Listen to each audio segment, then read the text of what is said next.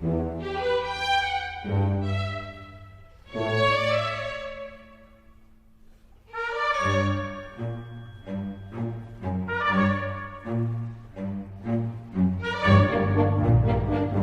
क्या होता है? व्यापार देखिए क्या है कि कॉमर्स में हम लोग व्यापार के बारे में पढ़ते हैं, है ना। व्यापार का मतलब होता है किसी भी वस्तु का लेन देन करना, लेकिन लाभ कमाने के उद्देश्य से किया गया कार्य ही व्यापार कहलाता है ना। हम लोग को यह डिफाइन करना है कि लाभ कमाने के उद्देश्य से किया गया कार्य व्यापार है। जब तक आप अपनी परिभाषा में लाभ कमाने का उद्देश्य नहीं लिखेंगे तब तक वो व्यापार का परिभाषा नहीं बन सकता है ना। तो व्यापार कहने का मतलब लाभ कमाने का उद्देश्य, चाहे लाभ आप 50 पैसा कमाइए, चाहे आप 1 पैसा कमाइए, चाहे 1 रुपए कमाइए, चाहे जितना भी रुपए आप लाभ कमाइए, तो लाभ कमाने के उद्देश्य से जो काम करते हैं उसको हम लोग व्यापार कहते हैं। सबसे पहला शब्द।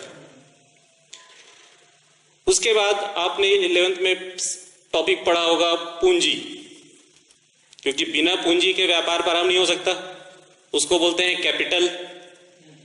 पूंजी क्या होता है? पूंजी क्या होता है? धन कमाने के उद्देश्य से लगाया गया अतिरिक्त धन पूंजी कहलाता है। धन कमाने के उद्देश्य से लगाया गया अतिरिक्त धन। व्यापार प्रारंभ करने के लिए, व्यापार प्रारंभ करने के लिए जो माल या रोकड़ लगाया जाता है उसे पूंजी कहते हैं।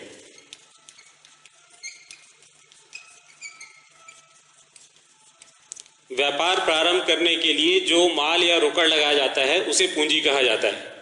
पूंजी का मतलब माल, रोकड़ या संपत्ति भी हो सकता है।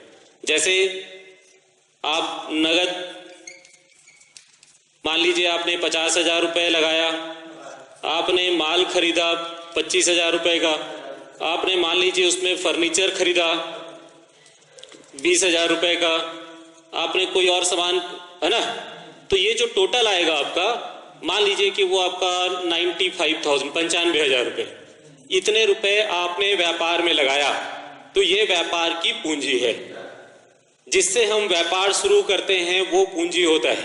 तो व्यापार प्रारंभ करने के लिए जो माल या रोकड़ लगाया जाता है उसको पूंजी कहते हैं, ठीक है। उसके बाद एक वर्ड आता है जिसको कहते हैं क्रय। क्रय को परचेस। क्रय, क्रय का मतलब आपका होता है खरीदना। खरीदना आपका 2 टाइप का होता है, एक नगद क्रय, एक उधार क्रय है।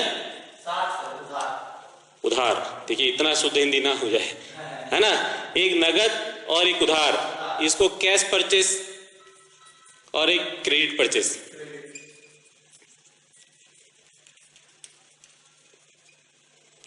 नगद क्रय मतलब हम लोग सामान खरीदते हैं और पैसा देते हैं, रोकड़ देते हैं, उसको नगद क्रय कहते हैं। उधार क्रय कहने का मतलब हम लोग सामान खरीदते हैं लेकिन पैसा कुछ समय बाद देंगे, अभी हमने तुरंत भुगतान नहीं किया है, तो ये आपका उधार क्रय हुआ है ना। वैसे ही आपका विक्रय, विक्रय आपका 2 तरीके से होता है। विक्रय मतलब सेल्स, ये भी आपका नगद विक्रय और एक उधार विक्रय।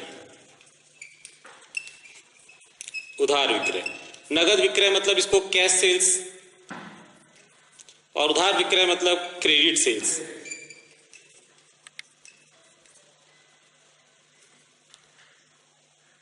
दो टाइप का विक्रय, नगद विक्रय और उधार विक्रय। क्रय वापसी, क्रय वापसी मतलब परचेस रिटर्न।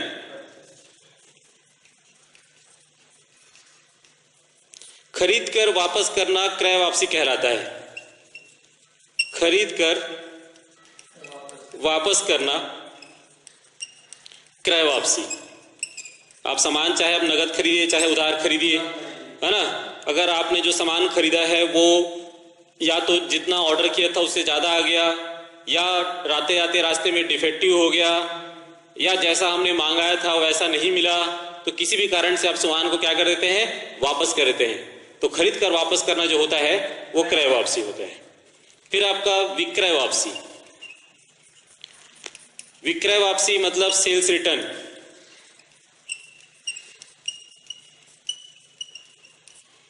विक्रय वापसी, सेल्स रिटर्न, है ना। बिका हुआ माल वापस आना, बिक्री किया हुआ माल वापस आना विक्रय वापसी कहलाता है। विक्रय वापसी कहलाता है। तो जो सामान हम बेचे हैं वो सामान हमारे पास वापस आ जाता है तो उसको विक्रय वापसी कहते हैं, सेल्स रिटर्न।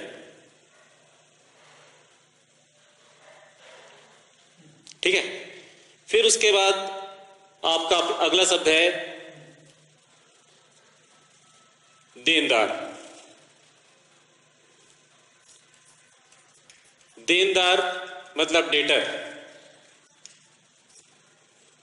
देनदार क्या होता है, जिसको हमने रोकड़ या माल उधार दिया है, मतलब वो आदमी हमारा देनदार है। तो जिस व्यक्ति को हमने सामान दिया है या माल दिया है वो देनदार कहलाता है। तो जिस व्यक्ति को या संस्था को उधार दिया गया है या जिनसे रोकड़ या माल लेना है ना, वो देगा हमको, वह व्यक्ति या संस्था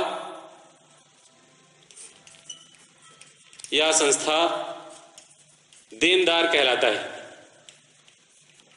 व्यक्ति या संस्था कहने मतलब क्या होता है कि हम व्यापार में दो तरीकों से कई व्यक्तियों से लेन देन करते हैं। कई व्यक्ति कहने का मतलब किसी व्यक्ति से भी लेन देन करते हैं या किसी संस्था से भी लेन देन करते हैं। जैसे कोई कंपनी हो गया या कोई इंस्टीट्यूशन हो गया जिनको हमको सामान दे दिए, पैसा नहीं दिए, तो चाहे वो व्यक्ति हो या संस्था हो, उनसे पैसा लेना है ना, तो वो हमको पैसा देगा, अभी दिया नहीं है, इसलिए वो हमारे लिए क्या हो जाएगा, देनदार हो जाएगा। फिर उसके बाद आपका लेनदार। लेनदार मतलब क्रेडिटर, जो हमसे पैसा लेगा या जिससे हमने उधारी लिया है। जैसे बैंक से उधारी लिए हैं तो बैंक हमारे लिए लेनदार है। हमने किसी व्यक्ति से उधारी लिया है तो व्यक्ति हमारे लिए लेनदार है। तो जो व्यक्ति या संस्था हमसे लेने वाला है ना, जिनको हमें भुगतान करना है, वो व्यक्ति हमारे लिए लेनदार है ना। तो जो व्यक्ति या संस्था है ना हमसे लेने वाला है, वह व्यक्ति लेनदार है ना, लेनदार है। फिर एक आता है डूबत ऋण। डूबत ऋण को कहते हैं बैड डेप्ट।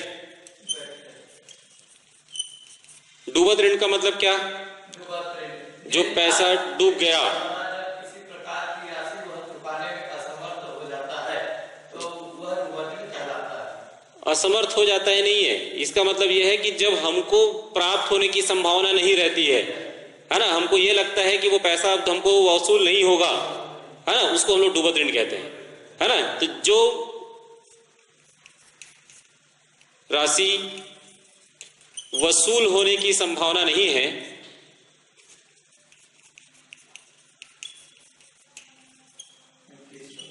ना, संभावना नहीं है, वह डूबत ऋण कहलाता है।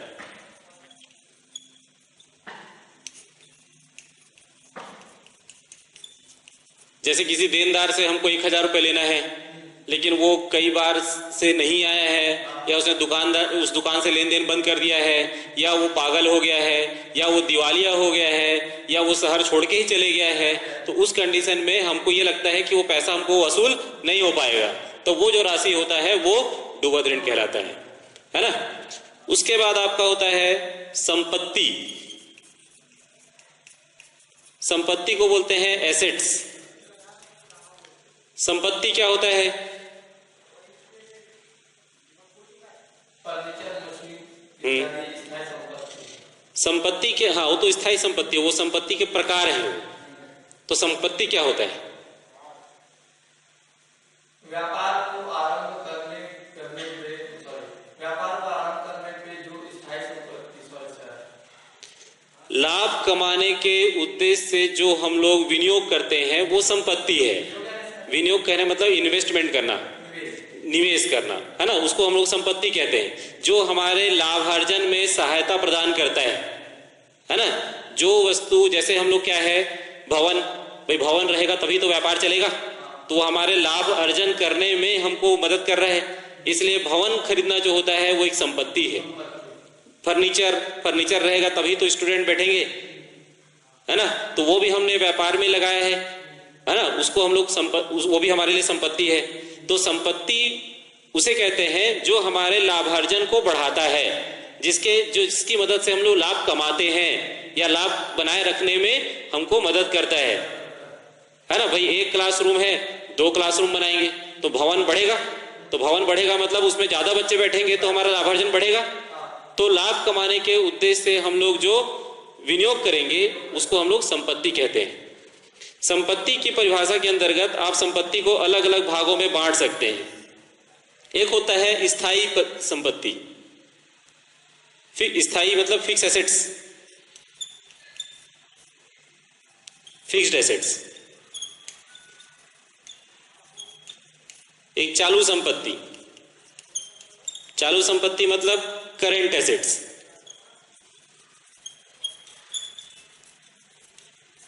एक होता है आपका लिक्विड एसेट्स, तरल संपत्ति।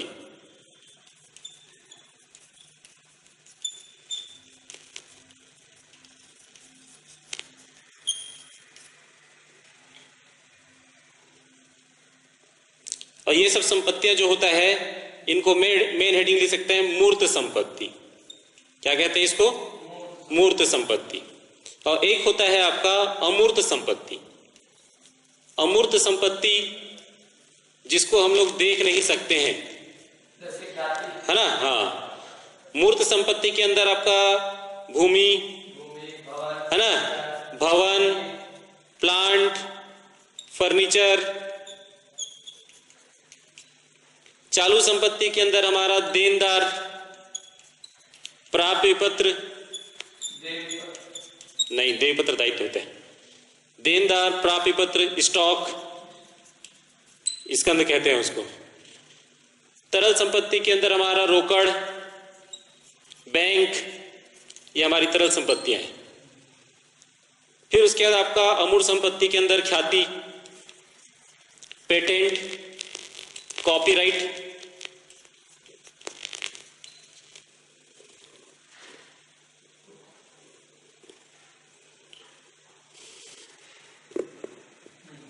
है ना। तो इसमें स्थायी संपत्ति के अंदर भूमि, भवन, प्लांट, मशीनरी। स्थिर संपत्ति या स्थायी संपत्ति या फिक्स एसेट्स कहने का मतलब ये होता है कि इसको हम लोग एक बार विनियोग करते हैं तो उसका लाभ हम लोग आगामी कई वर्षों तक प्राप्त करते हैं। तो दीर्घकालीन अवधि के लिए जो विनियोग किया जाता है उसको स्थायी संपत्ति कहते हैं। चालू संपत्ति मतलब आप कहने का मतलब करेंट एसेट्स कहते हैं इसको। करेंट एसेट्स या चालू संपत्ति कहने का मतलब देनदार, प्राप्य पत्र, स्टॉक, जिसको विद इन 1 ईयर, 1 साल के अंदर जिसको कैश में कन्वर्ट किया जा सकता है या जिसका लाभ हमें अल्प अवधि के लिए मिलता है, उसे हम लोग करंट एसेट्स कहते हैं।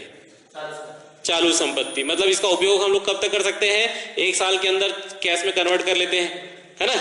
एक होता है आपका तरल संपत्ति। तरल संपत्ति मतलब जिसको हम लोग आसानी से लेन देन कर लेते हैं, जैसे नगद हुआ, तुरंत किसी को दे सकते हैं, ले सकते हैं, बैंक से पैसा निकाल के लेन देन कर सकते हैं, इसलिए तरल है, जो बहाव में है, इसलिए उसको तरल संपत्ति कहा जाता है। फिर उसके बाद अमूर्त संपत्ति होता है। अमूर्त संपत्ति के अंदर आपका ख्याति, पेटेंट, जिसको हम लोग देख नहीं सकते हैं, जिसको हम लोग सिर्फ महसूस कर सकते हैं, जिसको हम लोग छू नहीं सकते हैं, वो आपका अमूर्त संपत्ति होता है। जैसे ख्याति। ख्याति क्या होता है? ख्याति जैसे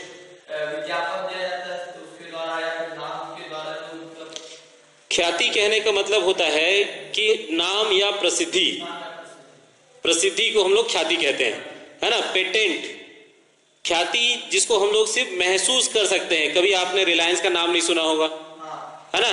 कभी आपने जो है कोई भी समझिए कोई भी कंपनी का नाम जिसको आप यूज करते हैं, है ना। जैसे आपने रिलायंस का नाम सुना है, आइडिया का नाम सुना है, या कोई भी कंपनी का नाम आप सुन रहे हैं, तो आप उसको देखे तो नहीं है ना, लेकिन उसके सामान को आप खरीदते हैं ना। भाई सैमसंग का मोबाइल यूज कर रहे हैं, लेकिन सैमसंग का कंपनी आप देखें कभी, उसके ऑनर को कभी देखें आप, लेकिन क्यों खरीद रहे हैं उसका सामान जब उससे मिले ही नहीं है? क्योंकि उसके पास ख्याति है, क्योंकि उसके नाम पे आपको भरोसा है। तो कोई भी संपत्ति, कोई भी कंपनी का नाम या, है ना, जो उसके लाभार्जन शक्ति को बढ़ाता है, वो उसकी ख्याति होती है। उसका सामान इसलिए बिक रहा है क्योंकि उस नाम को लोग जानते हैं, उसके सामान पे लोग भरोसा करते हैं, उसके कारण उसका विक्रय बढ़ रहा है, और उसका विक्रय जब बढ़ेगा तो उसका लाभ बढ़ेगा। इसका मतलब किसी व्यक्ति का नाम या किसी कंपनी का नाम उसके इनकम को, आय को बढ़ाता है, लेकिन वो दिखता नहीं है ना। पेटेंट, कॉपीराइट क्या होता है? आप किसी चीज को उपयोग करने का अधिकार होता है।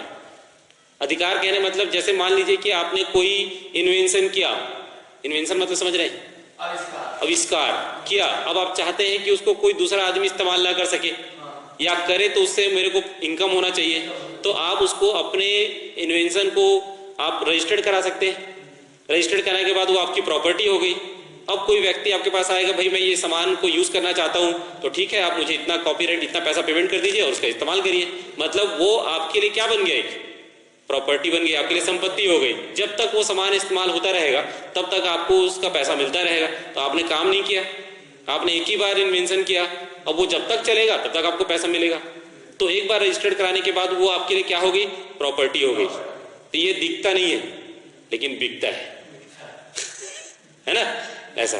तो ये शब्द हुए इसके।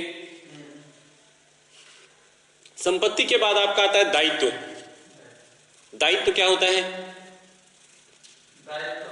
व्यापारी को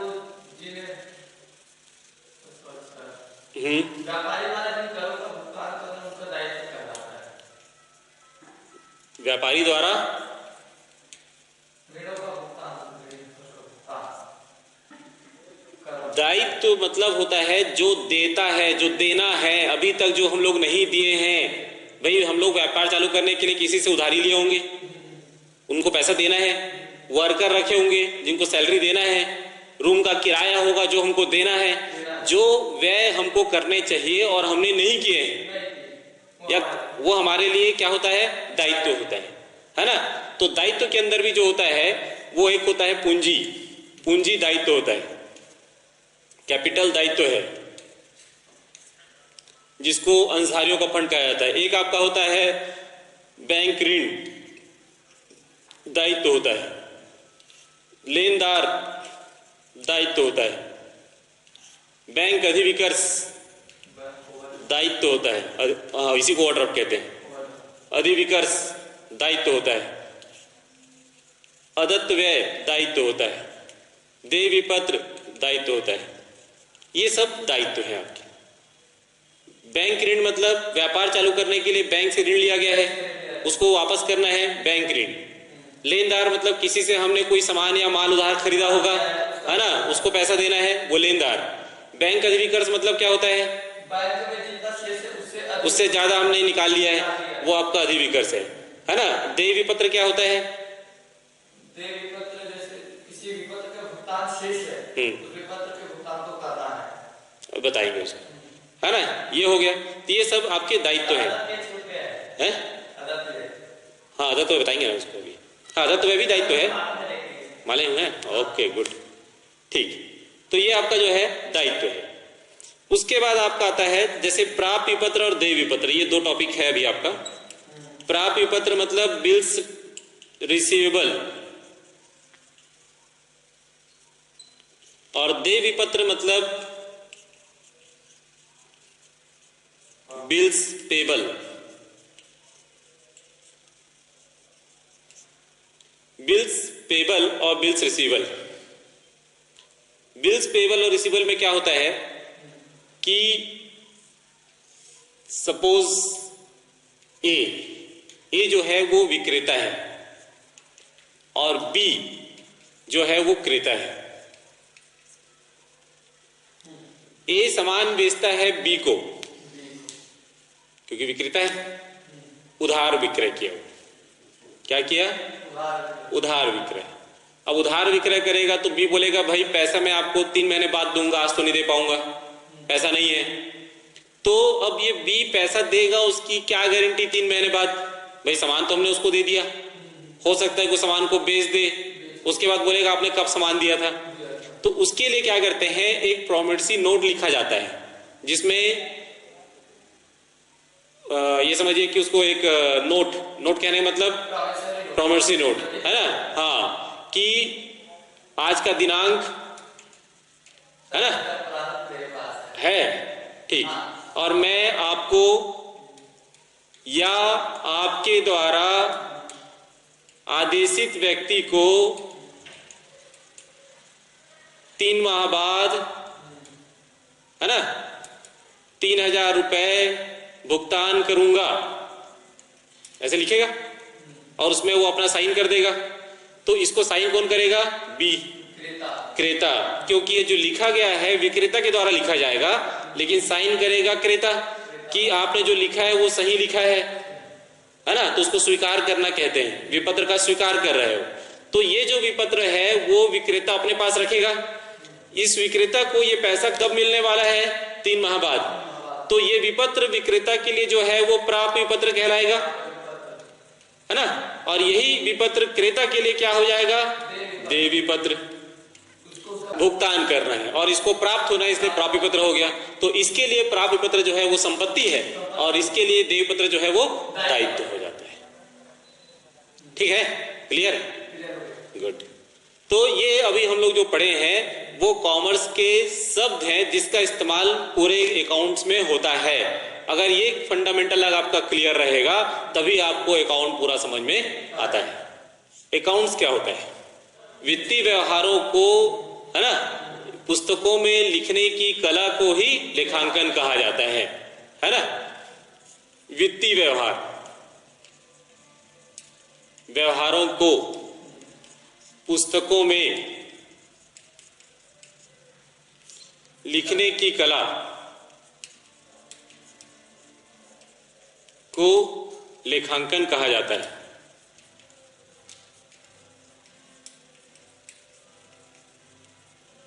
ये लेखांकन है। वित्तीय व्यवहार कहने का मतलब क्या होता है? ऐसे व्यवहार जिनको नगद में नापा जा सकता है या जिसका नगद व्यवहार होता है ना।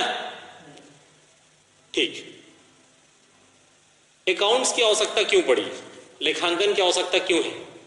हर व्यक्ति के याद करने की कैपेसिटी लिमिटेड है, सीमित है ना। वो हमेशा हर चीजों को याद रख पाएगा, कोई गारंटी नहीं है। इसलिए है ना वो अपने हर व्यवहारों को क्या करता है? लिखता है और लिख कर ही उसका भुगतान या लेन देन करता है ना। तो इसीलिए कॉमर्स में कहा गया है पहले लिख पीछे दे, है ना। हाँ, पहले लिख पीछे दे, भूल पड़े तो कागज से ले।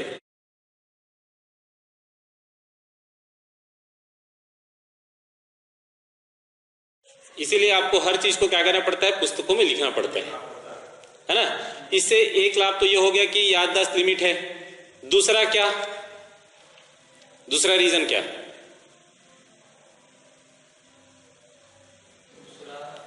दूसरा रीजन ये है कि इससे हमको जो है जितने हमारे ऊपर पैसा विनियोग किए हैं लेनदारों के लिए सुविधा प्रदान होता है,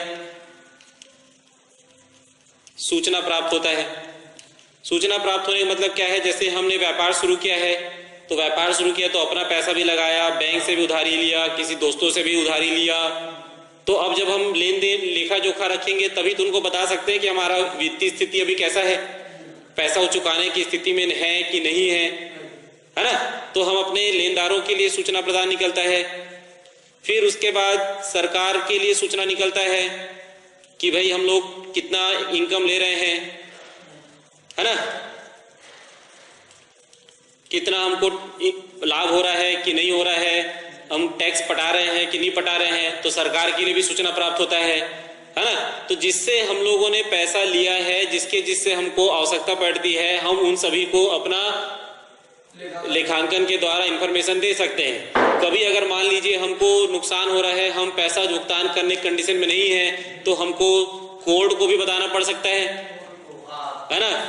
क्योंकि हमको जो है दिवालिया घोषित करवाना है, तो कोर्ट ही दिवालिया घोषित करेगा। तो कोर्ट जो है वो हमको दिवालिया घोषित तभी कर पाएगा जब हम अपना वित्तीय स्थिति बता पाएंगे कि हम लोग नुकसान में चल रहे हैं, है ना। तो इन सबको सूचना देने के लिए भी लेखांकन को लिखने की आवश्यकता, अकाउंट को लिखने की व्यवस्था करनी पड़ती है। इसी को अपन क्या कहते हैं, लेखांकन। ठीक है। लेखांकन के कुछ नियम हैं जिसको गोल्डन रूल कहते हैं।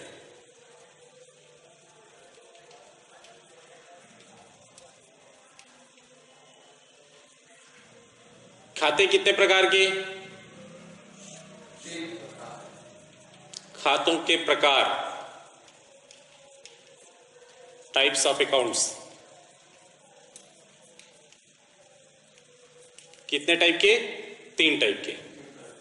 कौन कौन से, नामांतर खाता, हाँ, और दूसरा वस्तुगत खाता, और व्यक्तिगत खाता, एक होता है वास्तविक खाता, एक होता है नाम मात्र खाता। व्यक्तिगत खाता, वास्तविक खाता और नाम मात्र खाता। व्यक्तिगत खाता के अंदर भी 3 प्रकार होते हैं। व्यक्तिगत खाता के अंदर भी 3 प्रकार।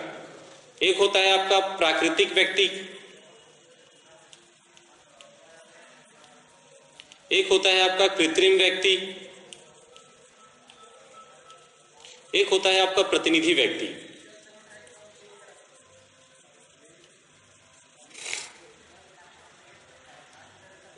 व्यक्तिगत खाते कहते हैं पर्सनल अकाउंट। प्राकृतिक व्यक्ति मतलब नेचुरल पर्सनल अकाउंट।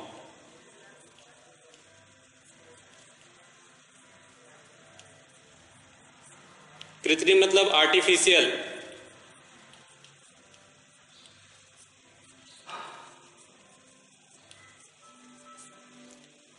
रिप्रेजेंटेटिव।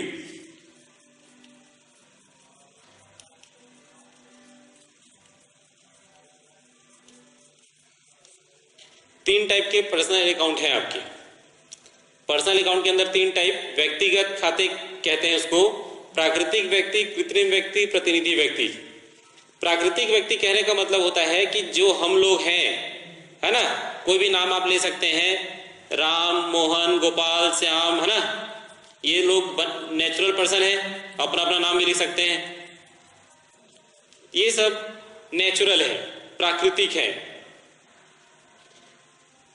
कृत्रिम व्यक्ति कहने का मतलब होता है जो व्यक्ति नहीं है लेकिन फिर भी हम लोग उसको कॉमर्स में, अकाउंट्स में एक व्यक्ति मानते हैं। जैसे कोई कंपनी, कोई फर्म, कोई संस्था, है ना, ये रियल में व्यक्ति नहीं है लेकिन उसको एक व्यक्ति माना जाता है। ये कानून के द्वारा माने गए व्यक्ति होते हैं। एक होता है प्रतिनिधि व्यक्तिगत खाता, जिसको अपन पूंजी, आहरण, अदत्त, पूर्वदत्त, उपार्जित, अनुपार्जित, ये सब जो है आपके रिप्रेजेंटेटिव पर्सनल अकाउंट में आते हैं। प्राकृतिक व्यक्तिगत में राम, मोहन, गोपाल, श्याम, क्योंकि ये नेचुरल में व्यक्ति हैं इसलिए वो व्यक्तिगत खाते के अंतर्गत आते हैं। कृत्रिम व्यक्ति कहने का मतलब जो रियल में व्यक्ति नहीं है लेकिन फिर भी उसको कानून के द्वारा एक व्यक्ति माना जाता है। जैसे कंपनी है, कंपनी को हम लोग व्यक्ति मानते हैं। उसको पहचानने के लिए एक फर्म या एक लोगो होता है, लोगों के थ्रू हम लोग उसको पहचानते हैं, उसके मोनो के थ्रू उसको पहचानते हैं, उसकी अपनी खुद की एक पूंजी होती है ना। आपका प्रतिनिधि व्यक्ति खाते का मतलब होता है पूंजी, आहरण, मतलब पूंजी किसी व्यक्ति का प्रतिनिधित्व करता है ना, आहरण व्यक्ति का प्रतिनिधित्व करता है। इसके लिए क्या है, जैसे मान लीजिए कि आपने पूंजी, अब पूंजी को हम लोग व्यक्तिगत खाते में क्यों लिए, है ना, पूंजी व्यक्तिगत खाता है, उसके पीछे क्या रीजन है।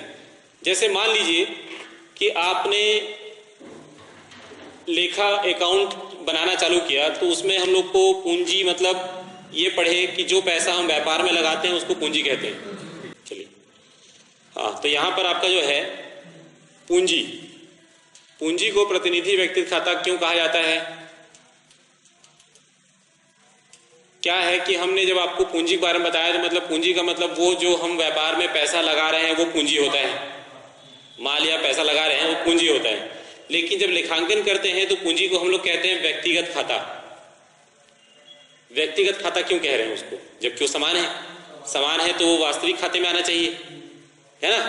तो पूंजी को व्यक्तिगत खाते कहने के पीछे रीजन ये होता है कि हम जब अकाउंट बनाते हैं तो व्यापार का बनाते हैं, ना कि व्यापारी का। व्यापार किस अकाउंट किसका बनाते हैं? व्यापार का। किसका नहीं बना रहे हैं? व्यापारी का। अब व्यापार का जब खाता बनाते हैं तो हमारा अकाउंट का एक नियम होता है कि कभी भी व्यापारी अपने खाते में अपना नाम नहीं लिखता।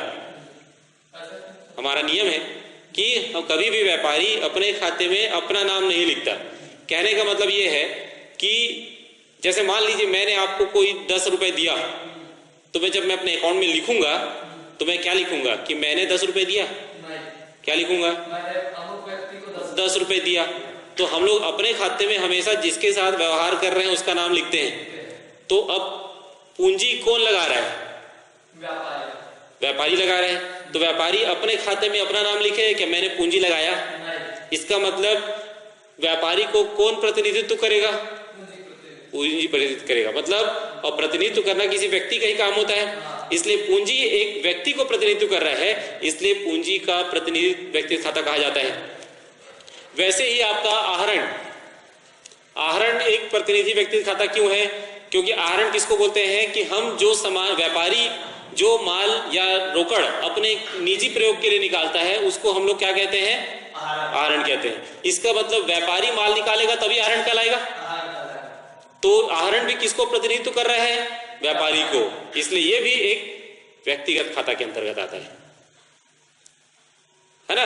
मतलब वो प्रतिनिधित्व किसको कर रहा है? व्यापारी को कर रहा है। और व्यापारी को प्रतिनिधित्व करेगा, इसलिए प्रतिनिधित्व कर रहा है, इसलिए वो क्या हो जाएगा? व्यक्तिगत खाते में आएगा। अदत्त, अदत्त कहने का मतलब आउटस्टैंडिंग, है ना? उसका भुगतान नहीं किया गया है। लेकिन अदत्त क्यों व्यक्तिगत खाता है? अदत्त का अपने आप में कोई भी अस्तित्व नहीं है। अदत्त मतलब तुमको क्या समझ में आएगा कि क्या नहीं दिए? जो नहीं दिए अदत्त है। लेकिन अदत्त के साथ में जैसे मान लीजिए आपने लिख दिया अदत्त किराया,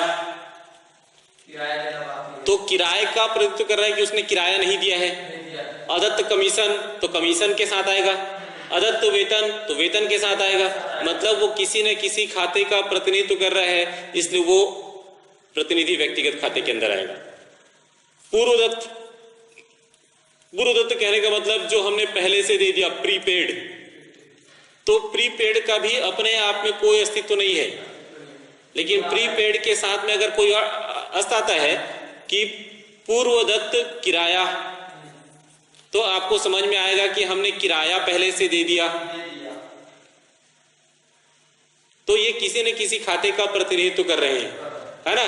आपका उपार्जित, उपार्जित मतलब क्या होता है कि जो आय हमने कमा लिया है लेकिन मिला नहीं है, जिसकी सेवाएं हमने दे दी है लेकिन हमने अभी तक उसको प्राप्त नहीं किया है ना? उसकी राशि प्राप्त नहीं हुए, तो उसको हम लोग उपार्जित कहते हैं। तो उपार्जित के साथ मतलब इसको इंग्लिश में एक्रूड, तो इसमें जैसे उपार्जित ब्याज,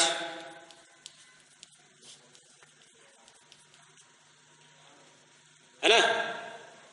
अनुपार्जित, अनुपार्जित कहने का मतलब होता है कि अनएक्रूड, जिसको हमने बिना सर्विस दिए, बिना काम किए, बिना, है ना, काम किए पहले से पैसा हमने ले लिया, उसको कहते हैं अनुपार्जित। जिसकी सेवाएं हम बाद में देंगे लेकिन उसका प्रतिफल हमको पहले से प्राप्त हो जाता है, एडवांस लेना कहते हैं इसको, है ना? उसको हम लोग अनुपार्जित कहते हैं।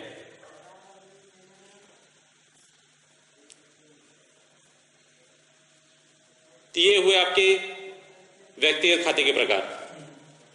व्यक्तिगत खाते के बाद आपका दूसरा है वास्तविक खाता। वास्तविक खाते के अंदर आपको दो प्रकार, एक मूर्त और एक अमूर्त, टेंजिबल, एक इनटेंजिबल। मूर्त के अंदर जिसको हम लोग छू सकते हैं, देख सकते हैं, वो मूर्त के अंदर आता है। भूमि, भवन, प्लांट, मशीन, फर्नीचर, ये आपके जो है वास्तविक है। अमूर्त कहने का मतलब जो दिखाई नहीं देता, जो अभी आपको बताया मैं, ख्याति, पेटेंट, है ना, कॉपीराइट, ये आपका जो है वास्तविक खाते के अंतर्गत है। इसको इंग्लिश में रियल अकाउंट कहते हैं।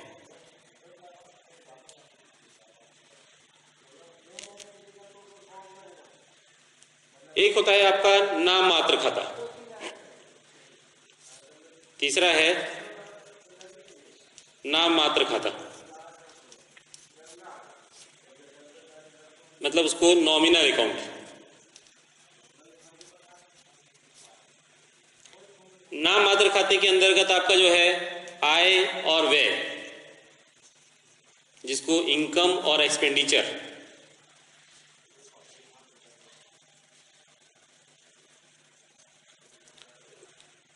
आय और व्यय में नाम मात्र खाता क्यों कहा जाता है इसको? क्योंकि ये दिखता नहीं है, सिर्फ होता है। जिसके नाम से लेन देन किया जाता है, जिसके नाम से खाता बनाया जाता है। जैसे आपका मान लीजिए कि किराया प्राप्त हुआ, होता है ना, कमीशन प्राप्त होता है, ब्याज प्राप्त होता है। कभी आपने किराया देखा है? नहीं। कमीशन देखा है? नहीं। ब्याज देखा है? नहीं। तो कहाँ प्राप्त होता है? तो रोकड़ तो मिलता है, लेकिन किराया कहाँ गया? रोकड़ तो दिखता है, लेकिन किराया क्या है? किराया कहाँ है? नहीं दिखता है। तो कैसे पता चलता है कि किराया दिया है? जब हम लोग एंट्री करेंगे अकाउंट में तो लिखेंगे किराया मिला, तो पैसा मिला तो लिख रहे हैं, लेकिन किराया कहाँ है? उसको ये माना जाता है कि जो प्राप्त हुआ है किराया, वो नगद रूप में प्राप्त हुआ है, इसलिए किराया खाता खोल करके जितना नगद प्राप्त हुआ है वो उसके लिए आय है। तो उस आय का नाम किराया, कमीशन, ब्याज नाम है, वो रियल में होता नहीं है। अब किसी को हम वेतन देते हैं तो वेतन दिखता है क्या? नहीं दिखता। पैसा देते हैं, कभी किसी को ब्याज देते हैं तो ब्याज दिखता है क्या? नहीं दिखता। कमीशन देते हैं, कमीशन दिखता है क्या? नहीं दिखता है। इसलिए ये जो है नाम मात्र खाते में आता है, जो नाम मात्र है। तो आपका 3 टाइप के खाते हो गए, व्यक्तिगत खाता, वास्तविक खाता और नाम मात्र खाता।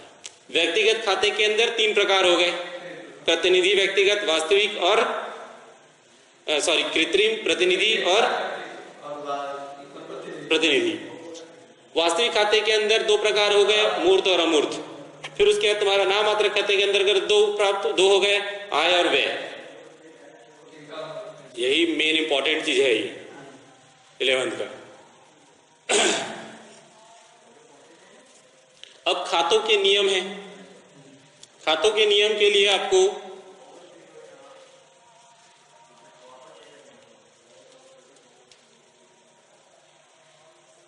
Rules for journal entry. पहला है पर्सनल अकाउंट, व्यक्तिगत खाता। पाने वाले को विकलन करो, देने वाले को समाकलन करो। Debit the receiver, credit the giver. नाम इसमें आपका पर्सनल अकाउंट के बाद है रियल अकाउंट। रियल अकाउंट मतलब वास्तविक खाता।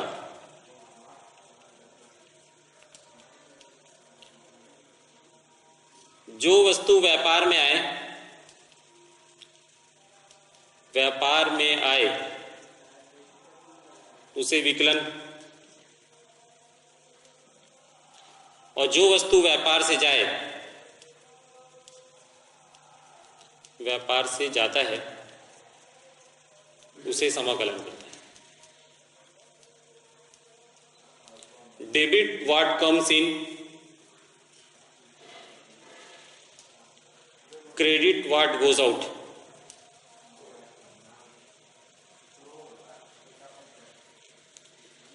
तीसरा नाम मात्र खाता, nominal account.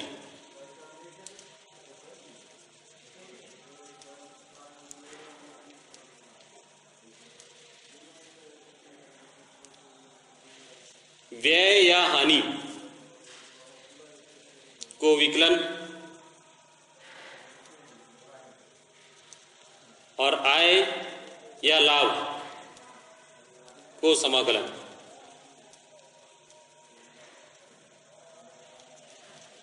Debit all expenses and losses, credit all income and gain, है ना। खाते के 3 नियम, 3 आधारभूत है। ये 3 खंबे ही अकाउंट को मेन है। चाहे आप कुछ भी पढ़िए, 11वीं पढ़िए, चाहे आप MBA पढ़िए, सब जगह यही काम आएगा आपका। तो personal account, real account, nominal account. Personal account में पाने वाला व्यक्ति विकलन, देने वाला व्यक्ति समाकलन। रियल अकाउंट में जो वस्तु व्यापार में आता है वो विकलन, जो जाता है वो समाकलन। नॉमिनल अकाउंट में जो व्यय और हानि है वो विकलन, आय और लाभ समाकलन।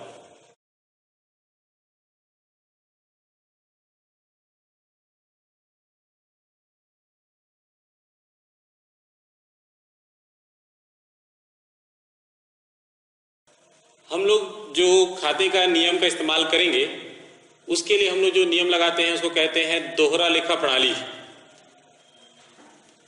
दोहरा लेखा प्रणाली, डबल अकाउंटिंग सिस्टम।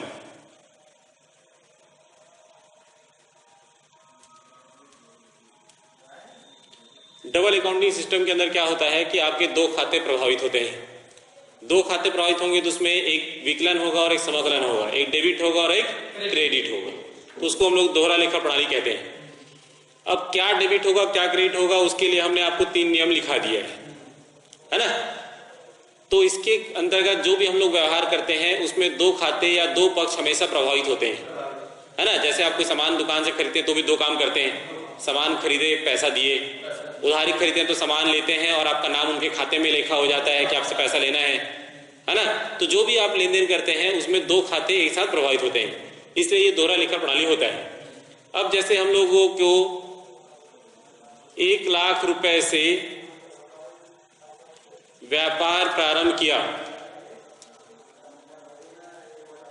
बिजनेस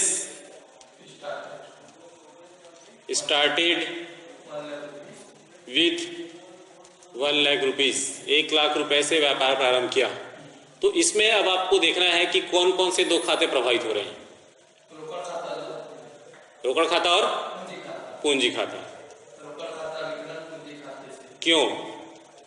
क्योंकि सर हमने पहले पढ़ा है कि जैसे व्यापार में हम जो रोकड़ माल कोई संपत्ति लगाते हैं तो पूंजी खाते में एंट्री होती है।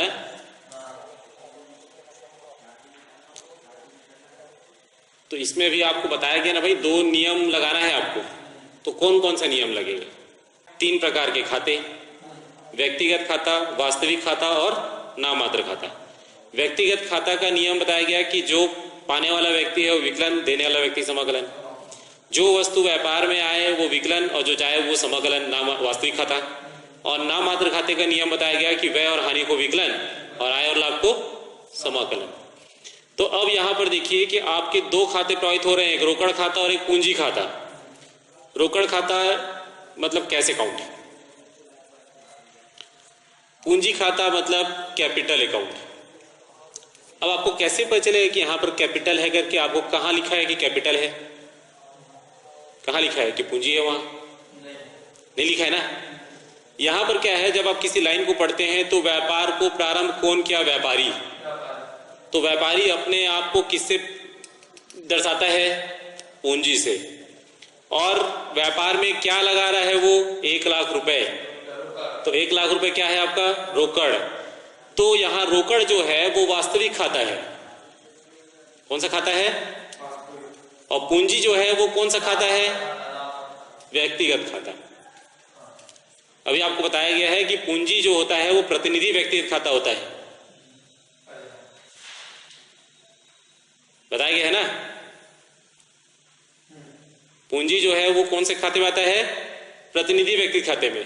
अभी थोड़ा देर पहले आपको ये बताया गया कि व्यापार का खाता बनाया जाता है, व्यापारी का खाता नहीं बनाया जा रहा है। तो इसको इसको आपको सोचना है व्यापार की दृष्टि से।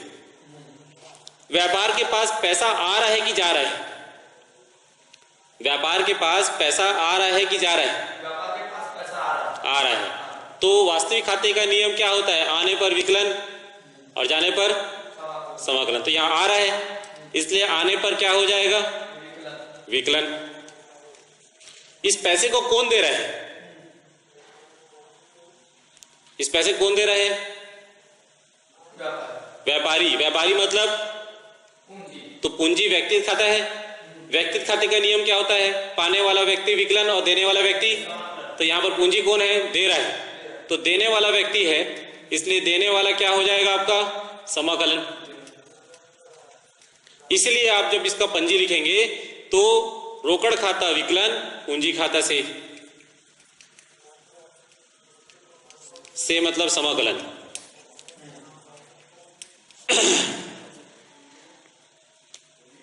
और आपने व्यापार में 1 लाख रुपए लगाया, इसलिए विकलन भी 1 लाख रुपए होगा और समाकलन भी 1 लाख रुपए होगा। फिर इसका नरेशन लिखा जाता है कि व्यापार प्रारंभ किया या रोकड़ से व्यापार प्रारंभ किया। तो आपको विकलन और समाकलन करने के लिए ये नियम लगाना है। नियम के बेस में अगर बनाओगे तो कभी क्वेश्चन गलत नहीं होगा आपका। तो आपको इस लाइन को पढ़ के पहले 2 खाते निकालने हैं और 2 खाते में वो नियम लगाने हैं और नियम लगाकर ही आपको पंजीकरण है। दूसरा, मान लीजिए कि नगद माल खरीदा,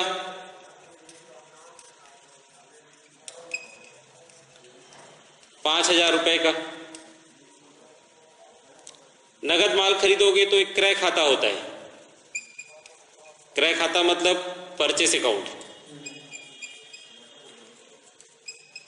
एक नगद खरीदा इसलिए रोकड़ खाता, कैश अकाउंट।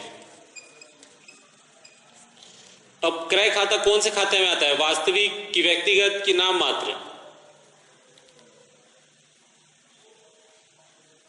क्रय खाता व्यक्तिगत खाता कि वास्तविक खाता कि नाम मात्र खाता? क्रय खाता जो है उसको आप नाम मात्र खाता ले लेंगे और नाम मात्र खाता में वो व्यय हो जाएगा, क्यों? खरीदने से व्यय होता है। क्रय एक तरीके का व्यय है ना, तो व्यय है, तो व्यय विकलन की समाकलन? व्यय विकलन होता है, इसलिए विकलन होगा। और रोकड़ जो है वो वास्तविक खाता है, तो वास्तविक खाता रहेगा, इसलिए क्या हो जाएगा? ये पैसा खरीदने से पैसा जाता है, तो जा रहा है तो आने पर विकलन और जाने पर समाकलन। इसलिए जा रहा है, इसलिए क्या हो जाएगा? ये समाकलन। इसलिए जब लिखेंगे तो क्या लिखेंगे इसको? क्रय खाता विकलन रोकड़ खाता से।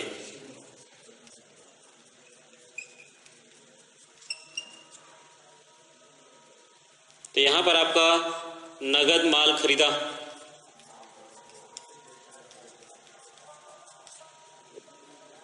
₹5000।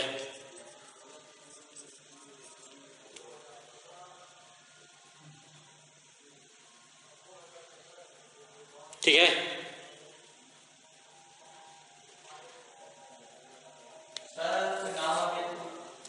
हाँ, बता रहे हैं। अब जैसे रमेश से माल खरीदा ₹10,000। रमेश से माल खरीद रहे हैं। अब रमेश से माल खरीदेंगे तो खरीदे इसलिए क्रय खाता आ जाएगा। और किससे खरीदा हमने? रमेश से। किसी व्यक्ति का नाम तब आता है जब हम लोग उधार खरीदते हैं। अब यहां तो कहीं नहीं लिखा है कि आपने उधार खरीदा है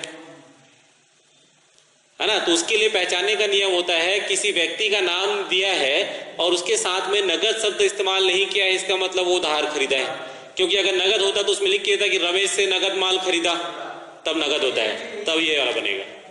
लेकिन अगर रमेश से माल खरीदा मतलब हमने सामान खरीदा है, और किससे खरीदा है? रमेश से। इसलिए क्रय खाता जो है वो आपका वास्तविक खाता हो गया, व्यय हो गया, नाममात्र खाता है, इसलिए वो डेबिट हो गया, विकलन हो जाएगा, व्यय है। और इस सामान को किसने दिया? रमेश ने। रमेश कौन से खाते में आएगा? व्यक्तिगत खाता। तो ये देने वाला व्यक्ति है, और देने वाला व्यक्ति क्या होता है? समाकलन होता है। इसलिए क्रय खाता विकलन रमेश से 10,000 रुपए, रमेश से उधार माल खरीदा,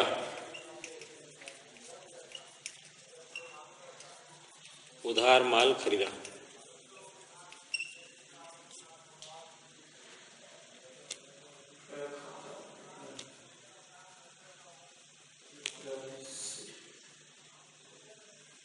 हो गया? फिर उसके बाद आपका जो है नगद माल बेचा।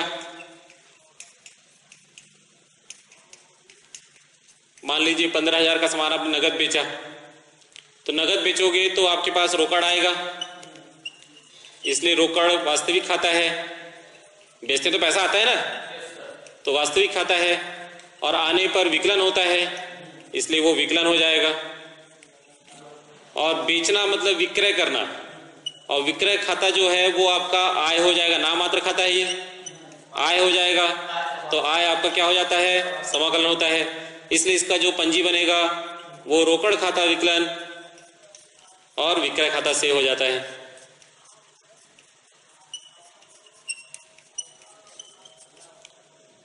ये आपका 15,000 रुपए।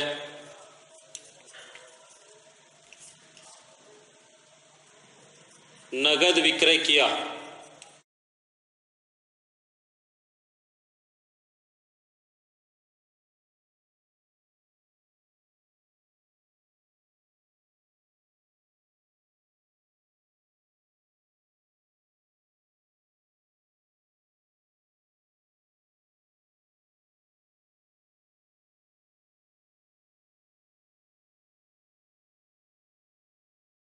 वेतन भुगतान किया।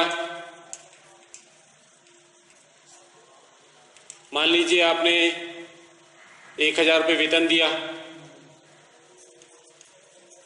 सैलरी पेड, तो वेतन खाता बनेगा एक, और एक रोकड़ खाता बनेगा। वेतन जो है वो आपका, वेतन मतलब सैलरी अकाउंट है, नाम मात्र खाता। तो व्यय की आय,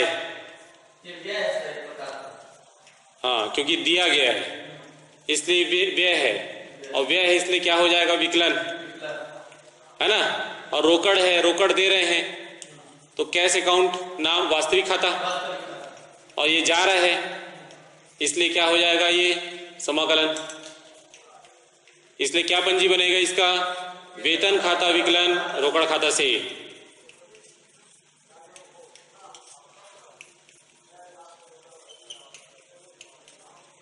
salary account debit to cash account 1,000 रुपए। बीइंग सैलरी पेड मतलब वेतन भुगतान किया।